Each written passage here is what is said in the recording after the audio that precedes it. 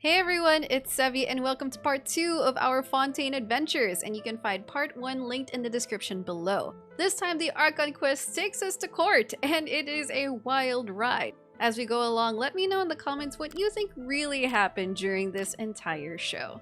Anyway, enjoy the video! I would like to ask you, are you willing to act as Mr. Lyney's attorney and defend him in this case?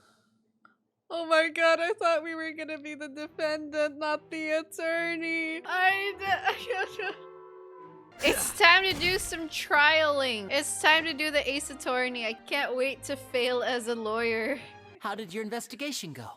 To be honest, you might be disappointed. I like Paimon this way. I want her to keep this forever. Tell me, aren't you and Lynette actually from the House of the Hearth? What? Why is she pulling this out? Isn't that orphanage? Our identities have nothing to do with what happened.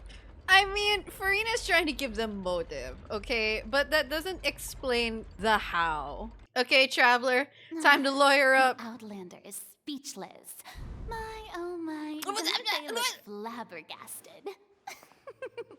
Now comes the infighting and discord, I suppose. This was almost too easy. She's such a drama queen, yo. This is what Fischl is like in her own head. Paimon did it! Paimon actually managed to say all that! Wasn't it awesome? Congratulations, Paimon. In other words, you believe that he knew nothing of the incident? That's right! Whoa. My reasoning? Oh, insult the Hydro Archon, let's go! That's right! Lyney wasn't in the box or in the tunnel. That's why he didn't hear anything strange during the performance. This means that when the crime happened, Lyney had already entered the basement via the vent. She said via. The same clue you used to disprove his alibi has now become the best proof! How do you like that? The zooms, the transitions. That was clearly something off. Well then, if it wasn't Lyney who committed the crimes, then who was it? Okay, time to throw out a wild accusation. The murderer was Lady Furina. I'm kidding. The killer was, in fact, Cowl, the deceased! Yeah, I'm with Paimon on this one. Like, I know they said only the assistants could have it, but maybe there was another assistant? I don't know, the third person? Like, they're a whole troop. We discovered several test tubes of fluid within Cowell's baggage, each labeled separately. That is so weird. The notebook in his backpack claims that these fluids are water from the primordial sea. Excuse me? The note's contents also indicate that Cowell belonged to an organization that sells illegal drugs. What? And had an accomplice. Oh my god! We're digging up so much dirt on Cowell. I can't believe no one's ever looked there. Notes also state that these dissolution properties work exclusively on people from Fontaine. It's likely that Halsey was chosen as some sort of test subject. Oh my god, it's the freaking prophecy! I didn't think it was gonna be literal. That's kind of cool though. That's kind of a cool plot twist. Cause like, you wouldn't expect it to be literal. You've got to be kidding! People dissolving into water? No. It's real. It's a prophecy. Mademoiselle, wait! What about your partners? Let's go. Just trust me. Yeah, trust Order, Taylor Swift. Order! Oh, okay. Let's think about this. Cowell's methods must have something to do with that water from the primordial sea. This is so crazy. But also I realized that Genshin got good feedback from when we had to reason out in the 4.0 Archon Quest, so they probably refined it a lot here. But he encountered something unexpected in the tunnel and wound up being fatally hit by the same water tank he meant to use to cover his tracks. Huh. That does make sense. Thank you, Monocle Guy. He's now an approving audience member. That actually links Certain together a lot of the audience more member. confusing pieces of evidence. I love their names. Now, It seems like the only point of contention remaining is the exact circumstances that led to Cal's death. His notes mentioned he had an accomplice who could be related to the situation. An extra person! Okay, yes, can we admit there's an extra person now? On that note, the guards have just contacted me indicating that they uncovered new evidence. I shall now invite him on stage to share it with us. Okay, Thank speak. you, Your Honor.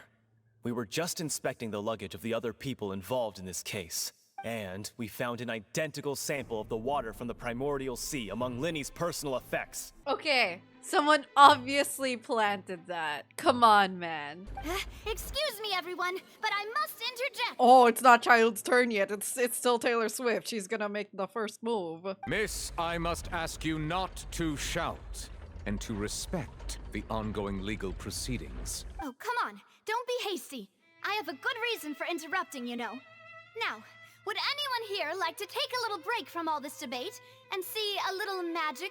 I'll show you an amazing trick. One that can bring a young woman who has disappeared back in the flesh, right before your very eyes. Please, do the honors, Mr. Lyney, if you would be so kind. Is she going to bring back Halsey? But once everyone believes the illusion, can't magic reveal the truth to them once again? Yes, go bodyguards! You're doing it, you're doing it! And wouldn't such a trick be the most marvelous finale to today's performance? Come on, Lyney and Lynette. Give it another go. Don't worry. Spina di Rasula has made the necessary arrangements on your behalf. But as the magic makers and stars of the show, I think I should leave the final performance to you. Who let them on stage? You can't refuse. And voila.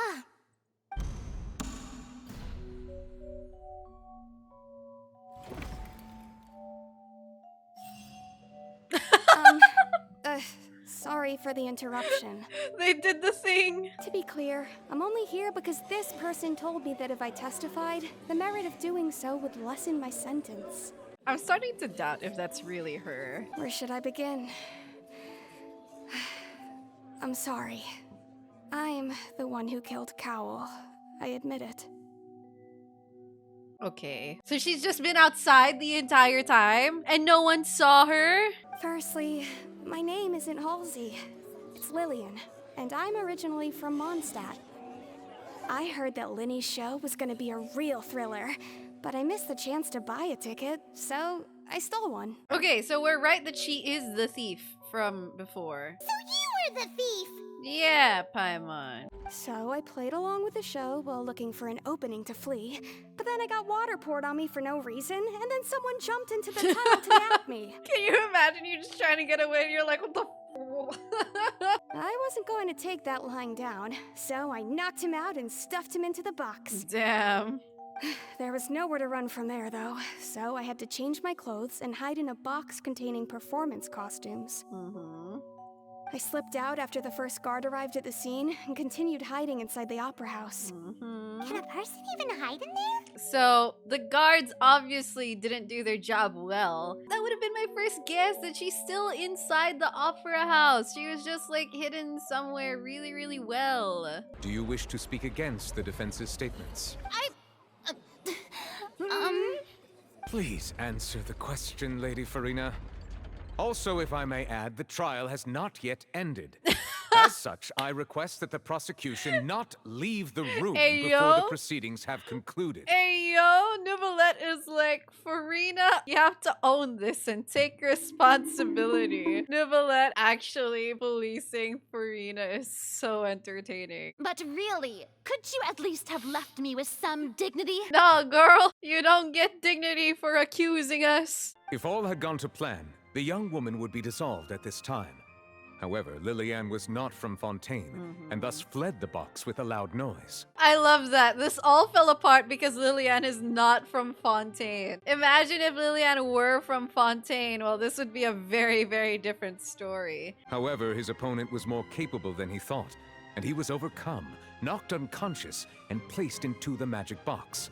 and thus became his own final victim. Okay, to be honest, this was pretty close to what I initially guessed because in my first hypothesizing, I did think that Lillian Halsey was the actual perpetrator because she sensed that she was gonna get kidnapped and she fought back out of self-defense and stuffed him in the box. This case, at least, can be handed over to the Oratrice to make the final decision. Let's see the Oratrice work.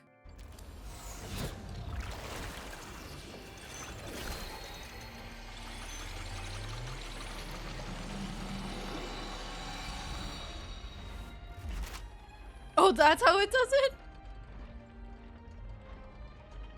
As such, Lyney and Lynette are officially declared not guilty. Oratrice is a gotcha system. Yeah, that was pretty funny. It's just like, here's your tickets. Next, I think we deserve an explanation, Guard Vaughn. Yeah, I think so too. Speak quickly! Unless you want to earn yourself a one-way ticket to Coupon Town. What the fuck is Coupon Town? You think that sounds threatening? I would love Coupon Town. I was just following orders. We were supposed to place blame for the serial disappearances onto Lyney, and thus cause suspicion to fall on the Fatui. The higher-ups said this was the best opportunity to do so. This guy's gonna die. I'll tell you everything I know. He's gonna die by the higher up. We've been in this business for a while now, and have made decent mora off it. The disappearances were also the boss's idea. I mean, this is the boss we're talking about. The... Oh, shit! Oh, I knew he was gonna die. And now he can no longer talk. Thanks, Lyney. So my first guess for who the boss is would be Arlecchino. They said that they wanted to put the blame on the Fatui, and Arlecchino is already Fatui. So would it make sense for Arlecchino to want to put the blame on Fatui? Unless Arlecchino is revoking her title of Fatui. So that's weird. As for why I'm a Fatus, it's because the goals of the House of the Hearth align with those of an orphan like me. That's all. That was how Father, who you might know as the Knave, approached recruiting us back then too. Father is Arlecchino? Otets? Arlecchino is the Knave, right? So you went from orphans to nobility just like that? That was how we felt at first too. As if fate was on our side and we could say goodbye to those painful days. But I gradually discovered that while we were called foster children, he was really after my talent for magic tricks. He would constantly take me to all sorts of banquets to garner attention, which he would then use to expand his social circles. That doesn't seem too bad either. Better than roaming the streets at any rate. No, Paimon. This is still power play. All I saw was the moonlit ground covered in blood, and the Knave standing there in the darkness. Damn. So, she'd already taken care of that guy. That's right. She had rescued my sister before she could come to any harm, and had even discovered several girls hidden in a basement. Oh my god. All of them orphans. Father, I mean, the Knave, might have seen something in me, and so she made me an offer. The House of the Hearth welcomes you, for your interests align with ours. Here, none will ever betray you. Indeed, betrayal shall never be permitted here. I mean, that'll do it, right? You get children in the worst situations and try to present them with a better option. Of course they're going to take it. But she was also quick to destroy the noble who had taken us in at first, giving us back our freedom. The thing there is that I get that they had the option to say no, but if you choose to join her, then you are giving someone else your freedom. She has gained permission from the Tsaritsa to first use the Gnosis' power when she obtains it. Whoa. She plans to use it to find a way to break the prophecy and save Fontaine. That's interesting. She cares about what happens to Fontaine? That's right. The whole House of the Hearth is currently working to combat that crisis. Interesting. It is her home after all. All of us house members here, Lady Arlecchino herself included, are from Fontaine.